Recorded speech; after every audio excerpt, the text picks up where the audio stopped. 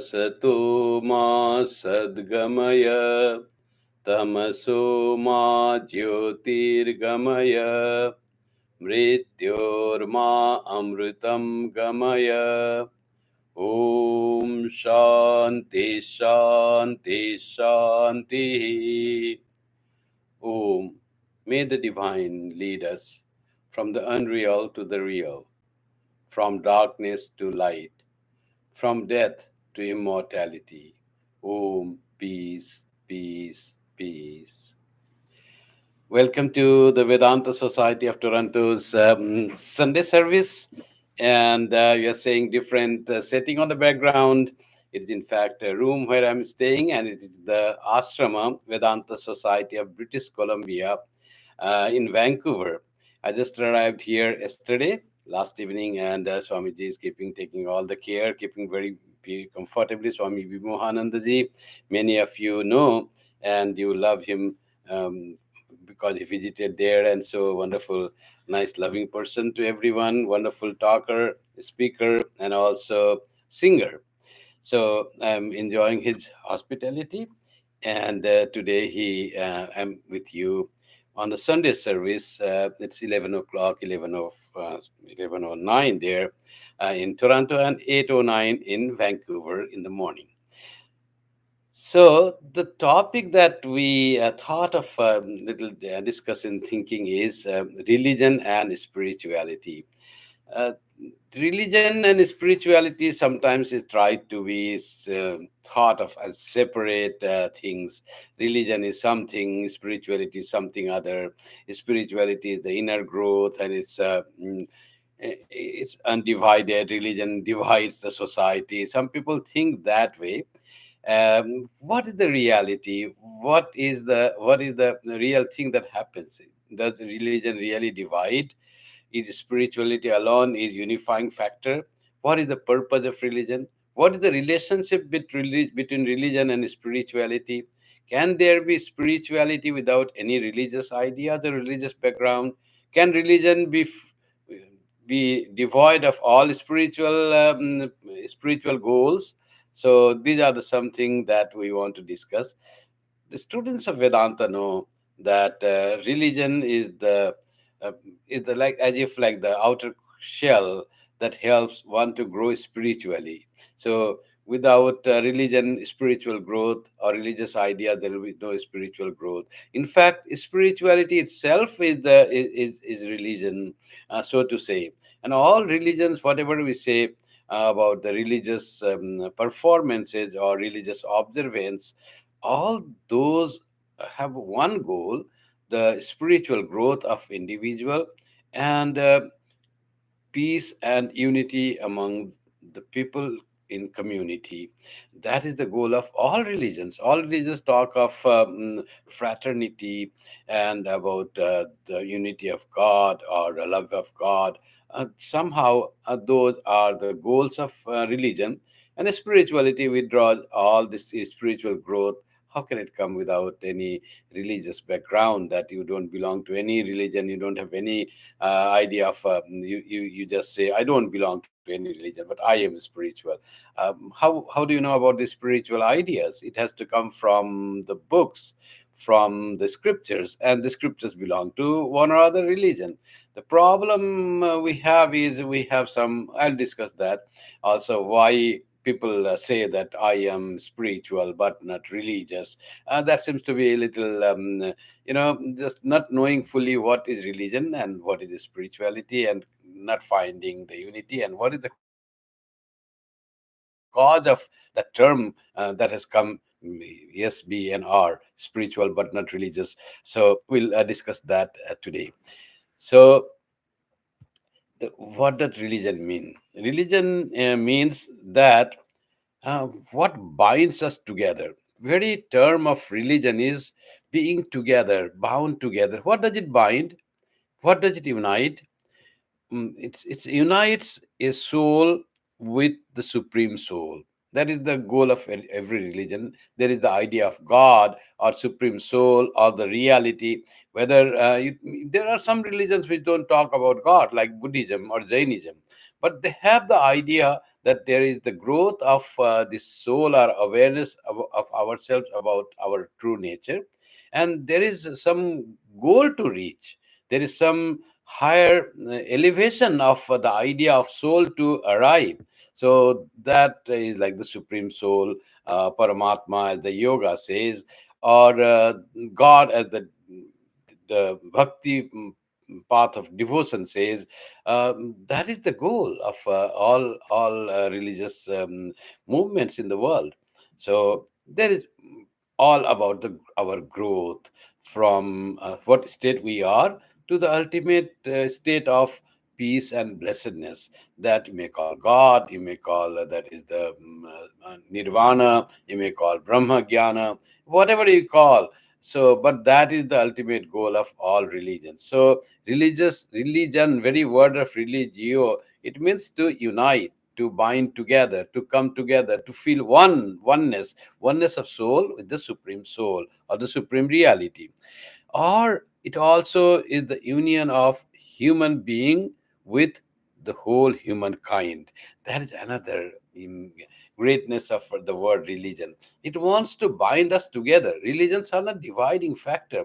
When you confine yourself to a particular community professing only certain ideas, and then you say, I am this much and I don't belong to any other religious group, so you'd only find this difference between two religions, whereas there are so much similarity between any two religions in all religions together. But you try to just see only religious observances or the way we worship, or for example, Hindus pray to God in the morning facing east, Muslims face west. But both are praying to the same God. One is calling Allah, another calling Brahman or Krishna or Shiva or Surya. But all are praying some being that is beyond this world, and which is the creator of this world, or which is the divine power to sustain this world. All are praying same. Whether you turn east or west, it is just observance. For the person of that religion, it is definitely very important to face east or face west, face face east or face west. But what where are they facing? What are they thinking? It is God only they are thinking. So if we go little deeper into our observance, we find we are aimed at the same goal. So that is the purpose of religion, to unite the one human being with whole humankind, to have the feeling that we all are human beings, professing different levels of religions, but we wish and desire to be with that divine feeling, that unearthly experience of being with God, and bringing God more and more to our own personal life, to our own action, that you call to follow the commandments of God, or you say that to manifest the divine that is already in you, means the same thing. It's just that words are different. It all is about our own spiritual evolution, our own inner evolution, inner growth. That is the purpose of all religion. And being together, whole humankind, accepting all humanity as our whole. That is the purpose, binding one individual human being to the whole humanity. So, and another is the uniting one individual with the whole universe. Why only one humanity? Religion tries to make you connected with the whole universe, by giving our love, kindness, care to whole nature of all animals, and to all plants and the rivers and the sky and the nature and the ecosystem, all become a part because of the practice of religion. You will not find a religious person that is unkind to any other living being, like animal or insect, or all saints love animals so much. You have heard of Saint Francis of Assisi, how birds used to come and take food from his hand. So much he felt oneness with the birds. When you have that love in your heart with the animals, they also feel. It is the heart, touch of the heart, that is felt by human beings among us. I feel what you feel, And also animals also are able to feel the feeling of our heart. It is so subtle but so deep, it can go deep. So all they love and respect nature, like respect the trees and respect the grasses, respect the river. They won't like to pollute anything in the nature. So individual is united with the whole universe. So whole universe becomes, in Vedantic way, becomes your own self. In other way, you become connected with the whole universe. After all, the more when you feel the connectedness goes deeper and deeper, you feel united. That's what it is. When you feel yourself connected with your small child, baby child, you become one with the baby child. How do you become one? Anything that happens to your child, you feel like happening to you. Little hurt in the baby, you feel the pain. You run there. Perhaps you feel more pain than it would have happened to yourself. That is how by feeling connected with others, we become one with others. If we go deeper into the connection, when we feel through the practice of religion or being really a religious person, you feel yourself connected to the whole universe, whole world. You become one. Ultimately, you become one with the universe. Everything of the universe becomes you. So that is the ultimate goal of religion. The very word religion that happened. What is spirituality? Spirituality is defined as a religious process which aims to recover the original and true nature of the human being. Recover as if it is covered. So we want to recover our true nature. And how does the original and true nature, how that will happen? By the practice of religious process. So religion all teaches to discover your true nature. That is the goal of religion. And spirituality is defined as that religious process. So you find there is no separation. But then what is the true nature of human being that religious process want to recover or discover? That is that we are pure, we are divine by nature, we are kind, loving to all, we are free beings.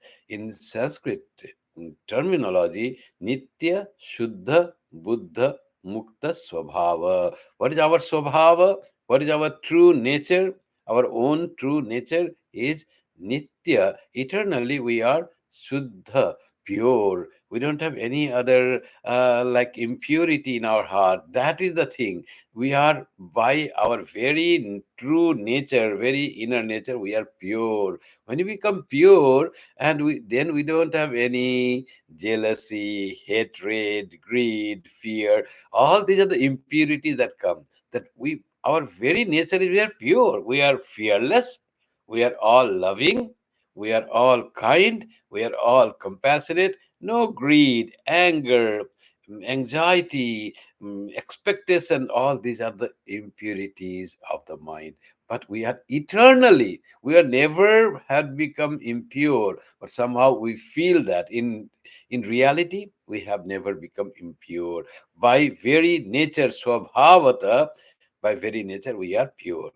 Nitya, Shuddha, Buddha, we are conscious, awakened. We are never gloomed by ignorance. Ignorance, it seems to have covered us, but we are Nitya Buddha. We are eternally aware.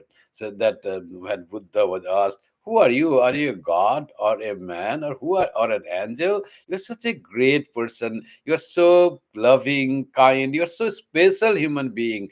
But who are you? If you say you are God, really you are like God. You have so much exception from the common human being.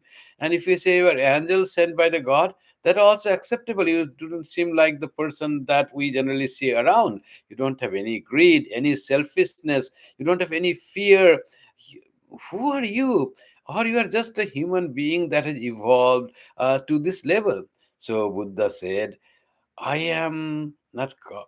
That he said to his answer, he didn't say I'm God or not, I'm angel or not. Just he said, "I am Buddha.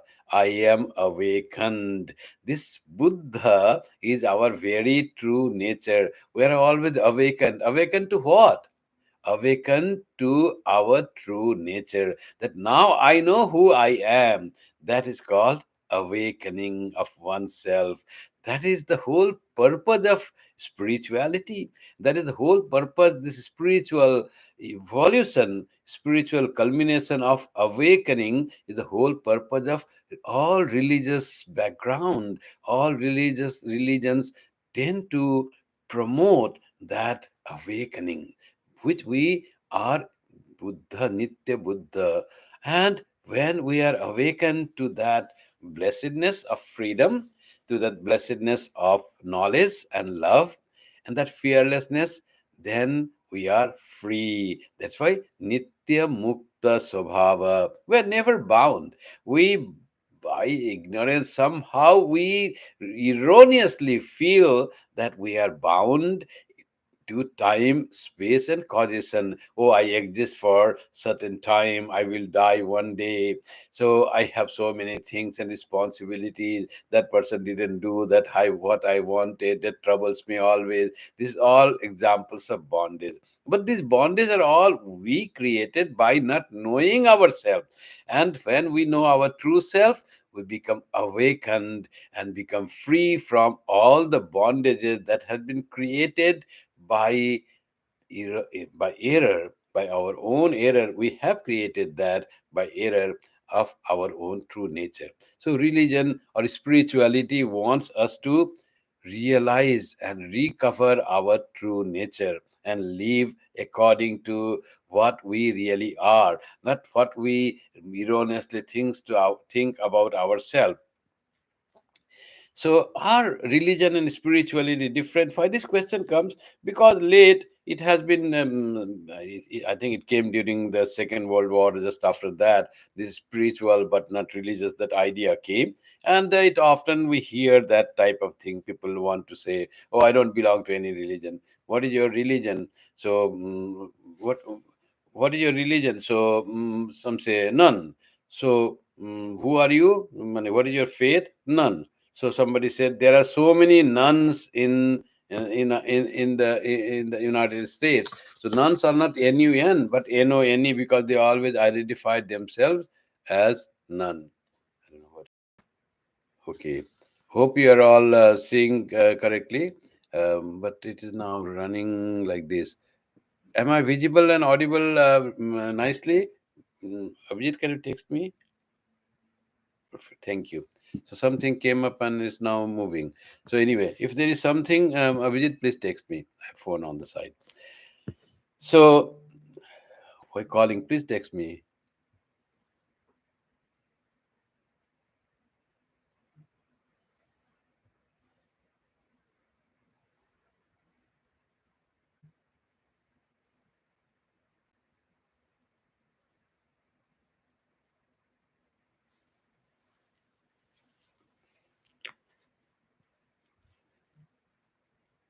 Okay, thank you. So I got feedback from Abhijit, but someone white came and it covered my screen, and I'm seeing myself half. Anyway, you're seeing full. That's fine. So that type of idea came. Uh, can there be religion without spirituality? However, what is understood by religion today is somehow like that religion is different. So I am spiritual by my practice. I don't believe in any religion. I don't believe in any denomination of any religion. We'll see why that type of idea came. So those who want to little distinguish between religion and spirituality, they call religion is worship of God based on the institutionalized system of religious belief, that I am Christian or I'm a Hindu or I am something like that, and they believe in that way. So, just now it's okay. So that idea came that's why they don't believe in institutionalized system of religious belief, and they said spirituality is the way of individual's expression of its idea and practice to connect with the divine, with nature, and with others and with one's true self. Spirituality seems to be the inner practice, more individual.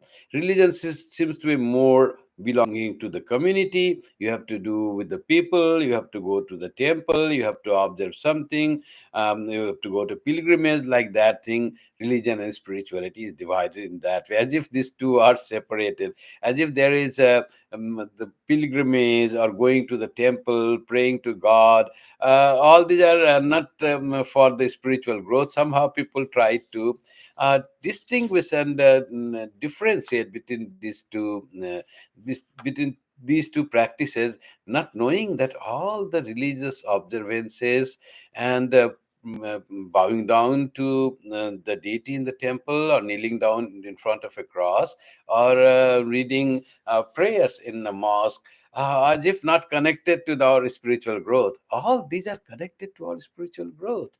Without this this religious observance in the beginning, it is spiritual growth is difficult. Just to say I am spiritual, I don't to belong religion, but where is that practice comes from? How do you know how to practice? How do you know who you really are unless you hear from someone? Sravana, Manana, Nididhyasana. Sravana has to be there to have an idea of spirituality, to have an idea of spirit. And that Sravana comes from scriptures, and the scriptures belong to religion. So spirituality is that. Some said that religions are based on the lives and teachings of its founders and prophets, but its spirituality is based on the practical application of the founders' teachings. So that's how they try to say that religious give more emphasis on the founder, and to respect the founder as a son of God or God Himself, or the prophet.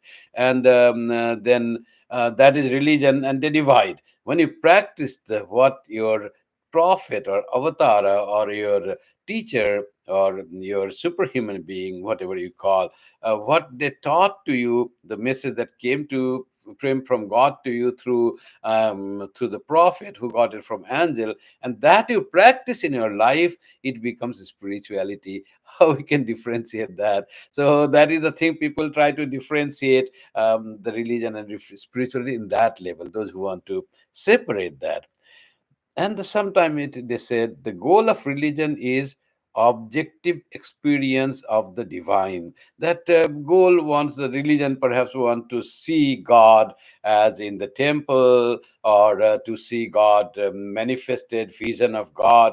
Ishvara Darshana, Bhagavan Darshana. We have also an idea in Hinduism also. Unless Shiva comes in front of me and says, My child, ask a boon of me," then you say, "Oh, I had the darshan of Shiva. That was the result of his religion. I prayed to Shiva," and that we read in mythology. Shiva came and granted me this boon. Our inner desires for worldly things, that is manifested through the practice of religion. That's what we like to see in when we say religion.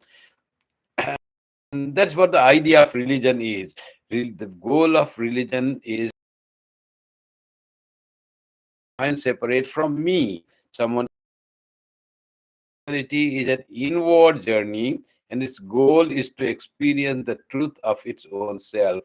This is how people try to describe the religion and spirituality without understanding that it is our own divine nature through that Atman that is manifested outside, and we see as the objective Ishvara, God, or have the vision of God. It is Shiva in me that is manifested outside in the form of Shiva that we see, or we have the vision. So the source of all religious experience is the spirit. In the spirit is everything.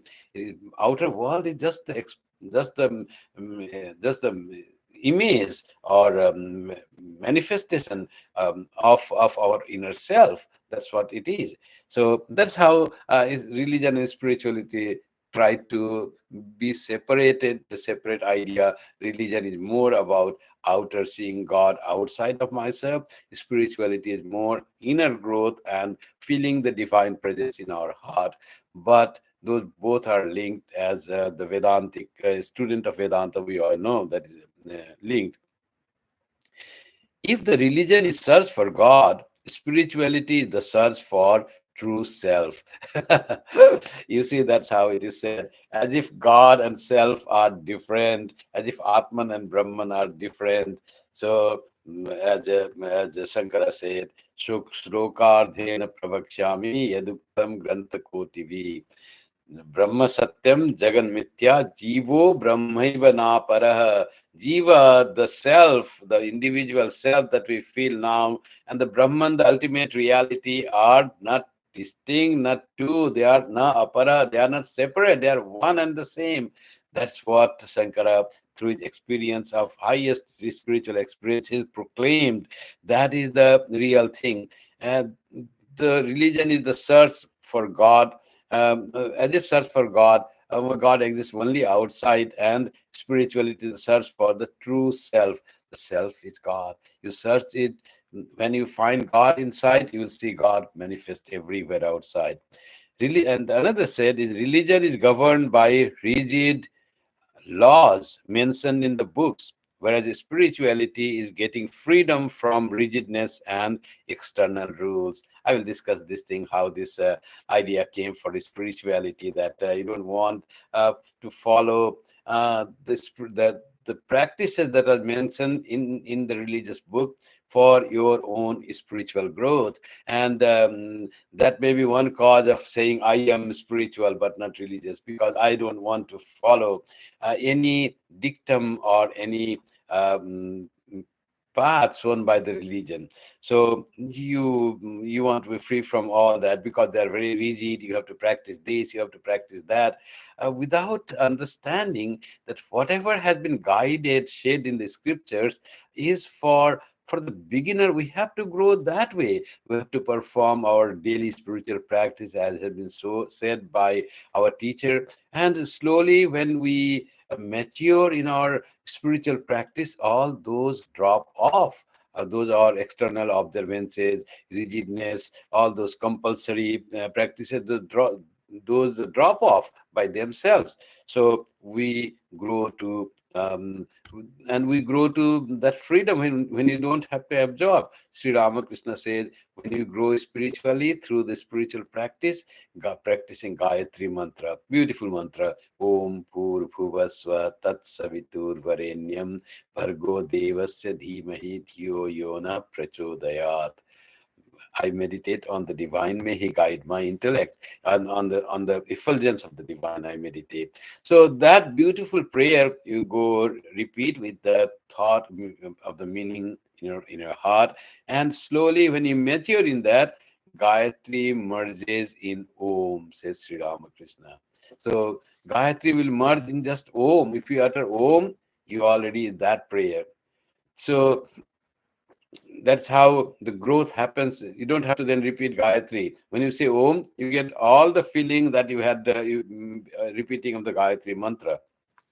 But one doesn't have to do so. All observances of the religious observances that we have are maybe rigid in the beginning. It seems rigid because we have to channelize our lifestyle in a certain way, but they are not rigid in that sense. They will also drop off as we grow spiritually, because goal is spiritual freedom.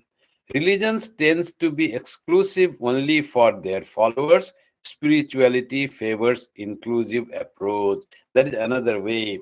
So religious is only for particular followers, that my followers, they have to perform this way because they belong to this religion, others belong to that religion, so they are totally distinct. These religious observances, one prays in the mosque, another prays in the temple. How can they be same?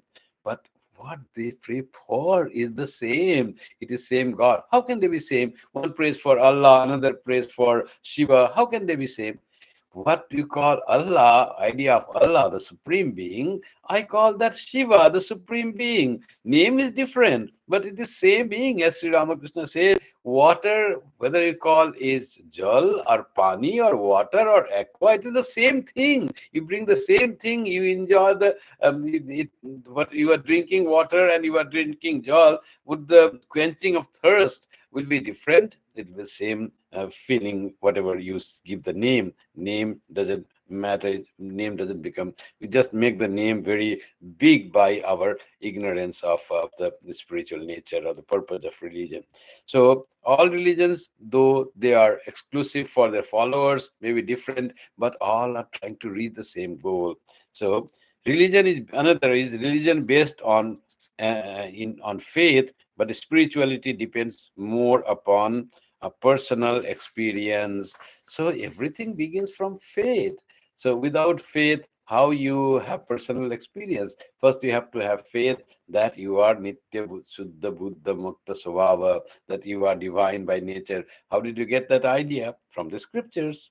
And when you have that idea, that faith you have, and that faith will take you to that spirituality. To say that you have to believe, you have the faith that there is God, and there is a God can be achieved by this performing rituals in this way only, by praying to God to the east only or the west only. Many saints came, many gurus came and say God is not only towards west or east.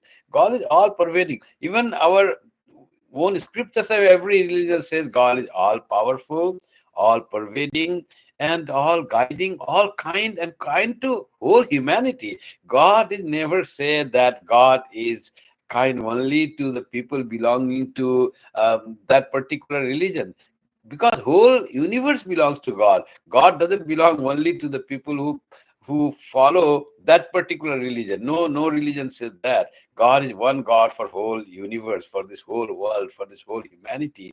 That's the idea. So whole humanity belongs to that God. God governs that whole humanity. So how can you confine God in that way, that only if you perform religious ideas according to your path only you will reach God? All that has been done, but that is the idea of religion.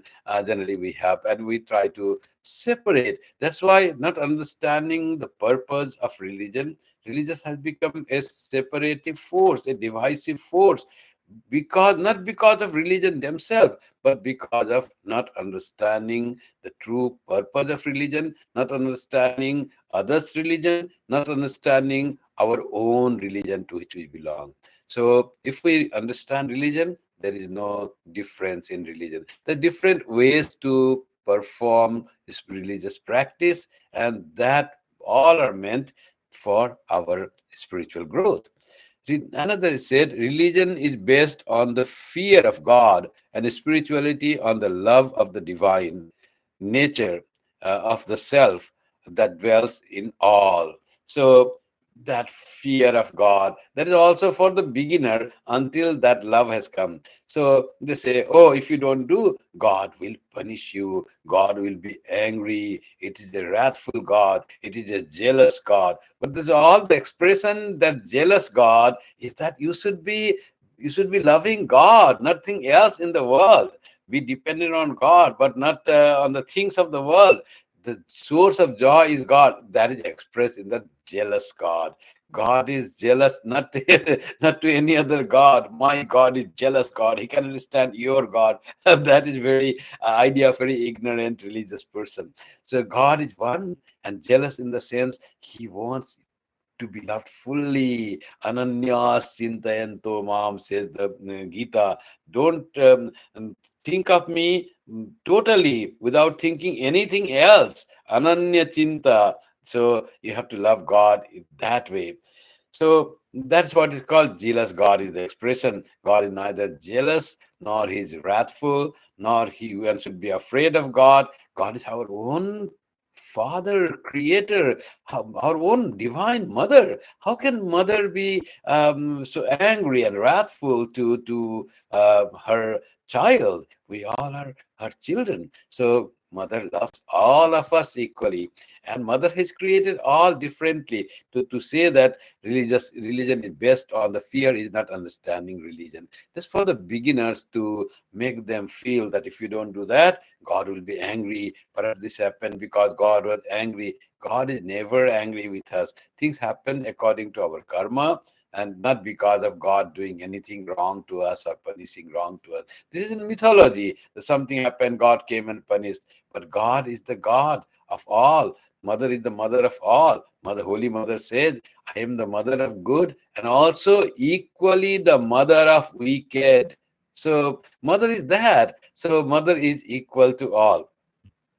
No wonder, with so much of seeming different, there would be people who would call themselves SBNR, spiritual but not religious, because not understanding the true, what is the purpose of true religion, what is the purpose of observances, what is the purpose of community that come and adhere together and think others are a different community, without knowing that all different groups or sects or faiths or faith-based religions, they're all to give them the way to go towards God. A particular way is said that you follow this and you will progress spiritually. You don't have to follow others' path. Other will follow others' path, and they will also progress spiritually. We are all traveling and to the converging path, which will converge in God. But they are not distinct, and one is not opposite to other. There are different ways to practice religion. But that idea came, I am spiritual but not religious. Are religion and spirituality really distinct and unrelated? Can one exist without the other? No, religion and spirituality cannot exist separately, because um, very basis of religion, very purpose of religion is spiritual growth of the individual, and that comes from our belongingness to a community, to the society, and that we call religion. Going to the temple or the churches or the mosque or the gurudwaras are a part of our spiritual progress. We will progress spiritually when we start going to the temple. What happened to Saint Francis of Assisi? He was not religious at all. Just he went to a church near Assisi, in Italy. And there he hears the divine voice of Jesus. My church is crumbling. Build it up, rebuild it again. He understands what does it mean. That the church physically was very good. It was not crumbling at all. But he understood the very spiritual practice is lacking. People only are observing the external things. To strengthen the spiritual practice from inwardly and make the church, means make the people have divinity in them, and really they've progress spirituality through austerity, through the message that has been given by Jesus. Make the church, that inner church, God church where God dwells, means the heart. Make that pure, perfect through by the practice of austerity, love, prayer. And that is the real church. Every church should be in the heart. We call in Vedanta Ridhi Vrindavan. That's what Ridhi Kamar Pukur. You have must have heard. The heart becomes Kamar Pukur, where Sri Ramakrishna dwell. Heart becomes Vrindavan, where Sri Krishna dwells. Sri Krishna, Sri Ramakrishna are God in different forms. So our heart has to become Vrindavan. Our heart has to become Kamar Pukur. Heart has to become the church. So where the God dwells. So that's what Francis was guided by Jesus, and he understood what Jesus said, what voice that came. These are all so great personalities meant for, they came to the earth for that, like Swami Vivekananda, when he heard from Sri Ramakrishna, Shiva Jnane Jiva Seva. So when he heard that, other also heard. They couldn't understand what the import of that. He said, yes, Shiva Jnana, understand it is Shiva and the worship Jiva.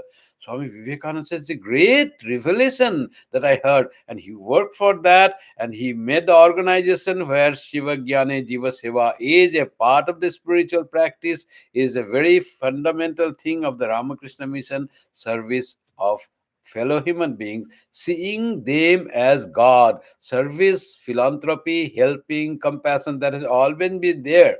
But seeing them as God, this Shiva Jnane is very important thing of this Atmano Mokshartham Jagat Hitaya Cha. If there is no Shiva Jnana in while doing hita of Jagat, while doing good of the world, then all purpose there will be no Atmano Mokshartham. So Shiva Jnana was that thing what Swami Vivekananda understood and explained to his fellow brother monks, fellow brother disciples at the time. There have been all saying about the more of this spiritual, this external observance of religion sometimes take us too far, and we are stuck to that external observance, and we lose the inner purport of what the going to the temple is for. What is that offering of flowers? What is that kneeling down in front of cross? What is that having the sacrament? That's all to purify our heart. Everything, japam, meditation, offering of flowers, listening to devotional song, watching an arati, all this to purify our heart and getting connected to that. What three connections I said in the beginning, the purpose of religion: connecting to our true self, connecting to the divine God, and connecting to the whole humanity. That these three connections are important goal of religion. And mm, religion's goal of religion to have the spiritual unfoldment of every individual. When we are spiritually enlightened, then we all become one in love and fellow feeling. That is what it is said.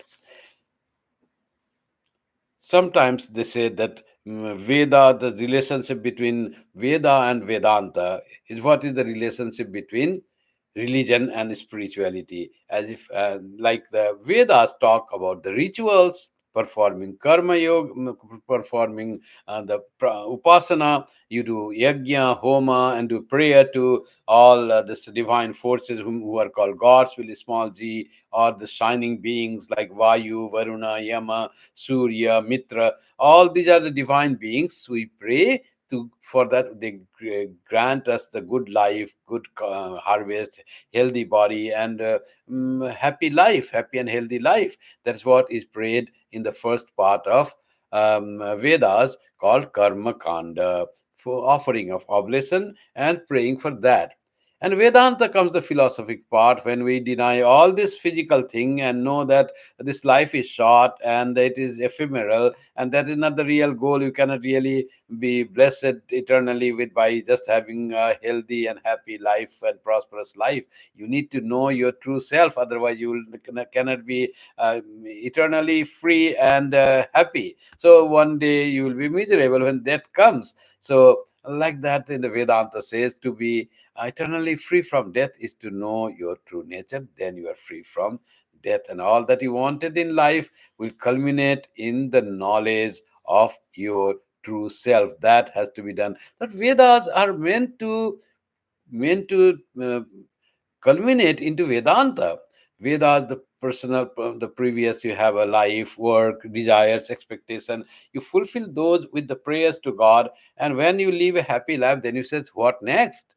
What is the ultimate? Then you come to Vedanta. Vedas and Vedantas are not separate. That is the progress from the karma kanda of Vedas to the jnana kanda of the Vedanta. So that's how this first is, if you call first as the religious process or religious rituals, and then later on as the philosophic insight, that you can call. But those are best when a person does all this ritualistic observance, then it is for easy for him to have a disciplined life that is dependent on the blessing of God. You know that some higher being is there. Your curving of your own ego, that I can achieve, that I did this, doesn't happen.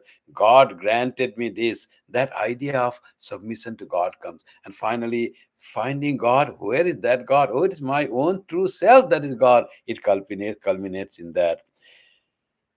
Ritualistic worship and also japam and meditation, that is also often said, is very important for our spiritual practice. There's also religion will say, repeat God's name, pray to God, go to pilgrimage, come to the places of worship, if possible every day, otherwise once a week, as we do here in the West. In India, people go every day to God, to every day to Vishwanatha to offer Ganga water. That is the ritual they observe, and that gives them satisfaction, that gives them connection with God. Shiva remains there as the Shiva Linga, as the linga of, as the stone image of Shiva there, and one offers flower feels like offering to God himself, and that gives great satisfaction. That may be called religion, but its ultimate goal is spiritual practice. Why do you need religion? Swami Vivekananda said, as long as there is death, man needs religion and religious rituals. Religion, in its deepest sense, is based on an immediate perception of the divine. That is the religion's basis. Is that religion emphasizes morality. What is morality? According to Swami Vivekananda, everything that strengthens the will by revealing the real nature is moral. Anything that does not, does the reverse, is immoral. So what makes us to our true nature is moral. Truthfulness, kindness, helping others, compassion, unselfishness, they are moral because they all lead us to our own spiritual experience. Religion leads a brute to become a man, and a man to become God. That's what Swami Vivekananda said when one devotee of Sri Ramakrishna said, after practicing so much spirituality and being with God Himself in the form of Sri Ramakrishna, what progress I have done spiritually? And Swamiji said, you were a cow, now you have become a human being, you will become a God. ছিলেন গরু হয়েছেন মানুষ হবেন দেবতা. That was Swamiji's thing. So all these have really meaning, and there is definitely spiritual progress when you observe religious religious observances like japam, prayer, meditation, visiting temple, going to pilgrimage, offering in charity. All these which are taught by the religions, and the regular practice of spirituality, whether weekly or daily, those all are meant for our spiritual practice. It will be immature to reduce the concept of religion only to the ritualistic and observational aspect, like worship, Sunday service, sacrament, arati, etc., and term the inner spiritual practice of prayer, repetition of God's name, reading the holy books with focus on how to make those practical in one's own life. So we cannot say that religion is only that and spirituality is something higher. There's nothing higher and lower. These are two different stages, but both are important and they're both inseparable. The religion seeks to make man realize his spiritual nature, how they are connected. Blessed are the pure in heart, for they shall see God. Who said that? From what is the source of that? Religion or spirituality? It's such a spiritual statement, but its source is religion, the Bible, the words of Jesus, the prophet, the Son of God, the incarnation of God, whatever you call Jesus. The source is that Bible, source is religion. But what can be a greater spiritual message than this? Swami Vivekananda said, if all the scriptures are lost, and only this sentence remains, this idea remains, blessed are the pure in hearts, for they shall see God. Purity of heart will reveal God to us. What is that God? Our own true divine nature that is reflected outside, that is in the idea that we have as the God vision. Now, um, why this idea came about, I am spiritual but not ritual? Why this idea had to come? How one separated the religion from spirituality? Something happened. There is a reason for that. Lot of news about moral and financial irregularities in some places of places of worship belonging to organized religions. So these have been always come in the news. There have been this scandal. There have been this misappropriation of the funds in this place of worship, in this church or in this temple. Like that thing, it always happens, and people become disinterested, and they say, as if all the temples and churches have that irregularity. If we very few cases, then it's blown out by the media, and people nowadays, social media, something comes, people how they are misdirected, misguided. Like that, something happens, news blow out, and then people think, oh, all these religious places are like that. So it happened very irregularity happened in one place. I don't say that it didn't happen. It happened, but in one place by a few person, one person or few person, and you blame all the temples of all the places of worship of that religion where beautiful things are going on. People are praying. Honesty is there. In all the morality is there. And how can you blame all things by one irregularity in one small place in thousands of places of worship like that? Another thing happened why people said I am spiritual but not religion. I'm not connection with religion, but I believe in spirituality, inner growth. Unwillingness for the commitment of orderliness in personal life. Sometimes what happens to it is easy to say I am spiritual. By that you avoid going to the temples. You avoid ritualistic worship. You avoid prayers. You don't have to make your life regular. You want, I am spiritual. I don't belong to any religion.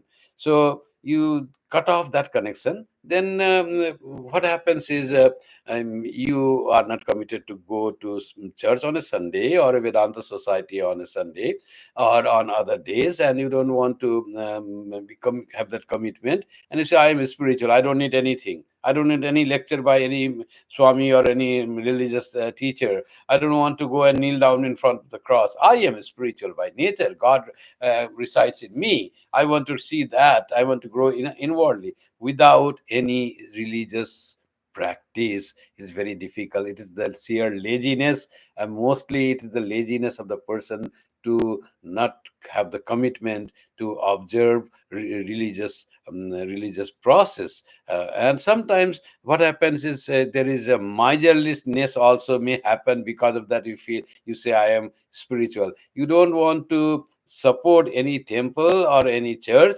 and don't want to spend money on that for the community, and you say I am spiritual. I don't belong to any church or any place of worship.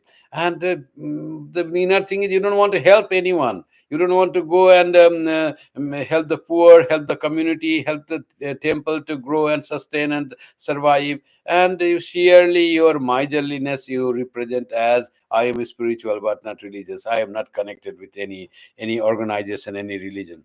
Some are there who are not yet sure which religious path to follow. They're also, they say, I am spiritual, I don't belong to religion. Whether this among the Christianity, many churches are there, which one to follow. Among the Hindus, are many sects, which one to follow. You are not able to decide which will be real help for you, and say, and you give the big name. Oh, I don't belong to anything. It's all dividing and all that. I am spiritual. I belong to everyone. Or in fact, they don't belong to everyone. They belong to no one. And that is what the mostly spiritual person is spiritual, but SBNR people will do. Mostly it is because of they are uncertain yet. So to which path to follow. That may be one reason they call I am spiritual but not religious. And some are there who don't want to reveal their spiritual identity, just want to keep it private to themselves. And they say, what is your religion? I am spiritual, no religion. So they don't want to express to which religion or faith they have, as if they are spiritual but not religious, but they belong to some religion, but they want to make it private.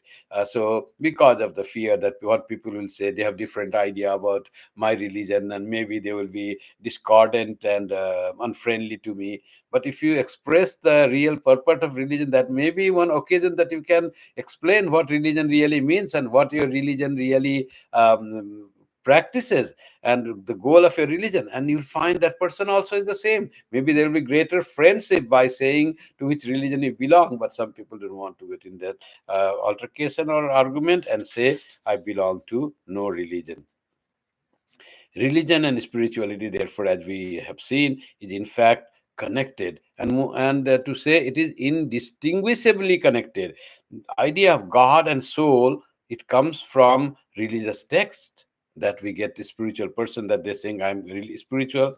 Second is spirituality is the inner practice of religion, and religion is the outer manifestation of spirituality.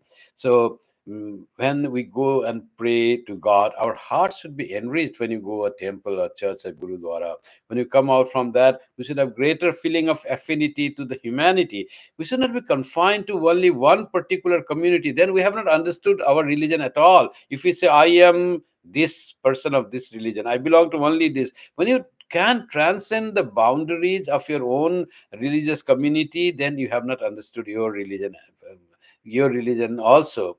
So the religion will try yourself to break its bondage of its own, that has been created like a sapling is covered with with a fence, to grow it out and survive it. Like that, this religious observance and belong to one particular community and particular way of prayer, particular way of worshiping God, is to make you grow spiritually. And when you grow spiritually, you grow beyond that covering or this fence, and you become a big person where you can feel your belongingness to all people. So spirituality is meant for that, for inner practice, and religion is the expression of spirituality. Religious observances are, in fact, protect the sapling of growing spiritually. We need to observe those practices: getting up in the morning, praying or doing our prayer. While eating food, we say our grace. Some say Brahmarpanam, some say Father who art in heaven. Whatever we have, the grace. Those are all very important. What that to say? Saying the grace, does it make food tastier? No, it's not to make food tastier. Brahmarpanam has no connection with the food at all. There is no connection of the food. It is about seeing God everywhere, seeing that spirit everywhere. Those are all observances.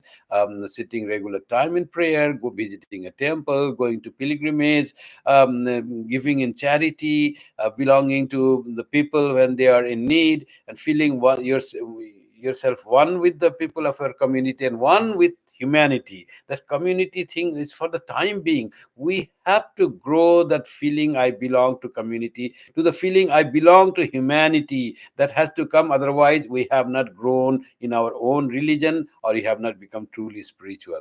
Sri Ramakrishna and Holy Mother are perfect examples of a harmony of religion and spirituality. Sri Ramakrishna started his life as the student of religion. He used to do worship of Divine Mother according to the scriptures, what flower to offer, how much to do nyasa, and how food to give, and how long to wait when food is offered, and how to do arati. Those are all the beginning that Sri Ramakrishna began. But where that religious practice took him to the ultimate of spiritual experience, he started questioning whether God is in this image alone, whether this image is really God or just a stone image. And through his yearning and questioning and trying to find out reality of God, whether God exists or not, that was Sri Ramakrishna's question also was there. And Swami Vivekananda, sir, have you seen God? Like the Sri Ramakrishna also, is God reality? Is that God in the image? So slowly, through his yearning and questioning and trying to find the God reality of God, God was revealed to him. He transcended all those religious practices and those formalities. And then what happened? He started the Divine Mother that he worshipped in the image. He saw that image is living, breathing, eating. Then what happened? As I said, spiritual religious practice will has to transcend your idea about God. Then he started seeing God everywhere. In every living being was Divine Mother to him. And one day, one cat came to him. He perceived Divine Mother, who he worshipped in the image, in that cat. That the Divine Mother has come in the form of cat. There was no doubt that cat was not God. So he offered the food that was to be given to the offered to be to the deity. He gave that to the cat, and people all seeing cat and the Divine Mother. Sri Ramakrishna was seeing Divine Mother in the cat, in in the image in another person, and he fed that cat. For him, it was totally offering of food to the Divine Mother in the form of cat. How this religious observance can lead us one to spiritual culmination of spiritual experience. He saw Divine Mother everywhere in people who are good, who are even bad. He said, "Oh, Mother, you are here in this form also." People of all types of different people, he saw Divine Mother.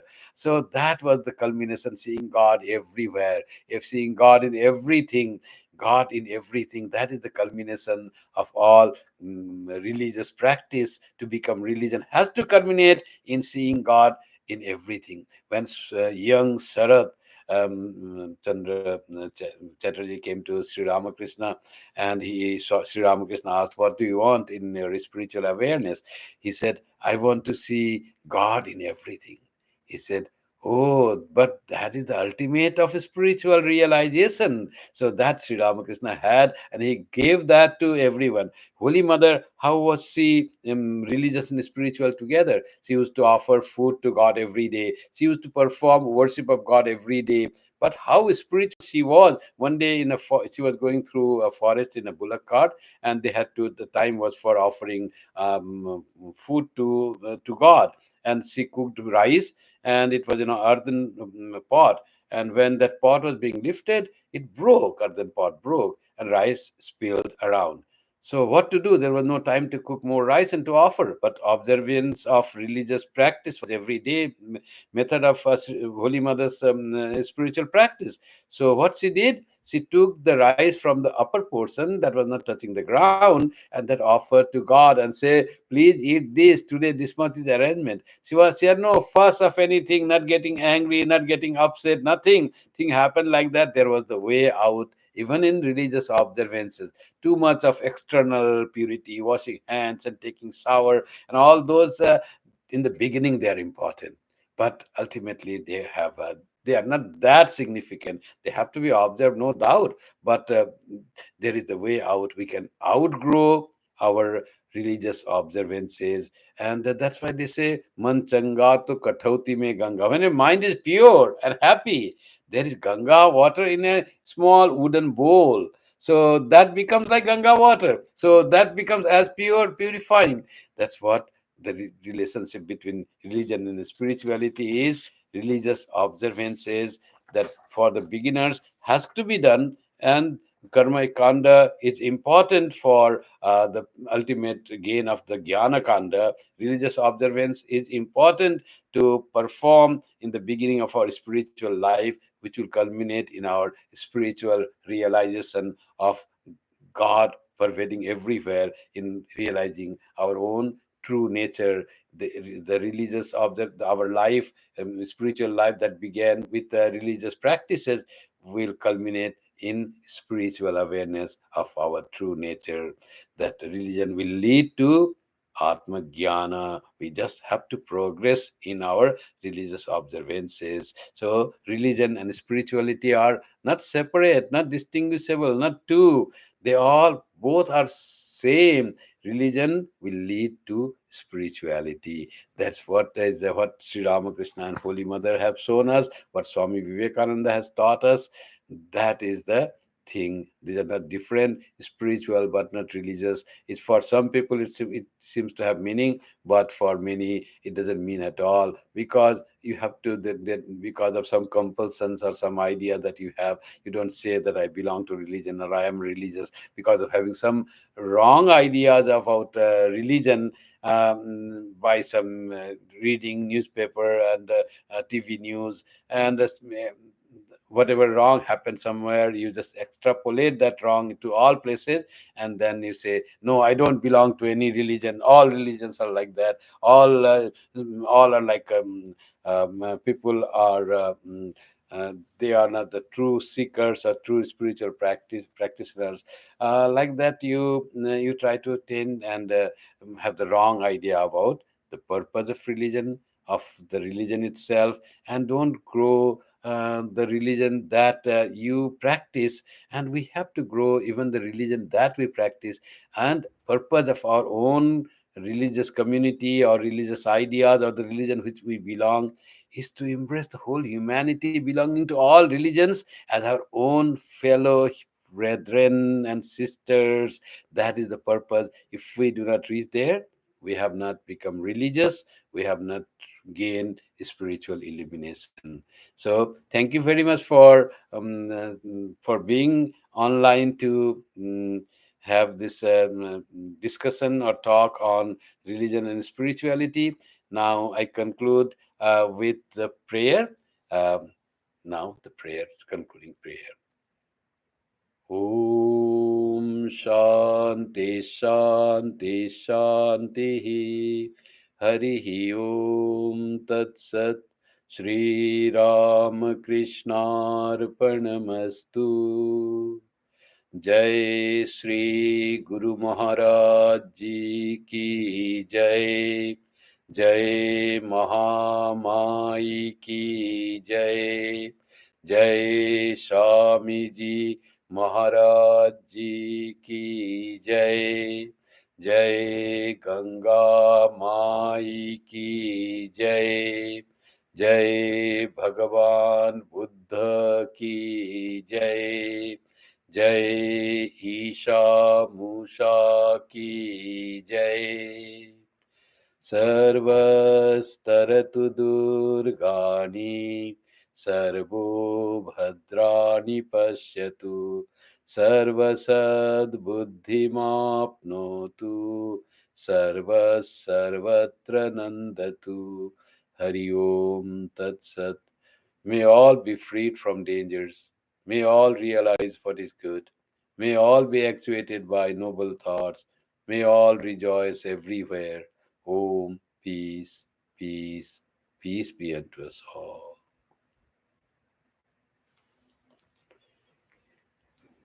We will meet again next Sunday, and next Sunday on 12th of December. It will be in person and online. I'll be in Toronto for the Sunday service on 12th of December. See you. Thank you very much.